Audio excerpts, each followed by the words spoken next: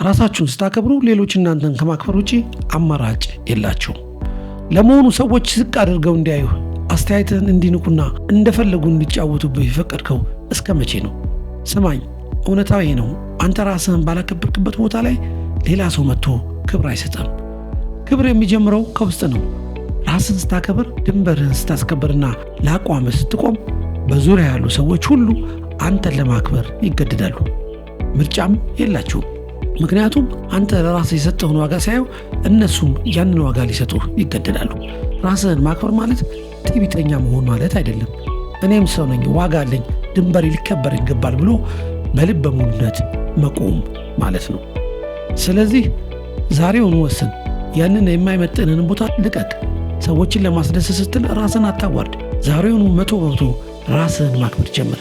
ያኔ ዓለም አንተን ከማክበር ውጪ ምንም አማራጭ እንደሌለው ታያለህ።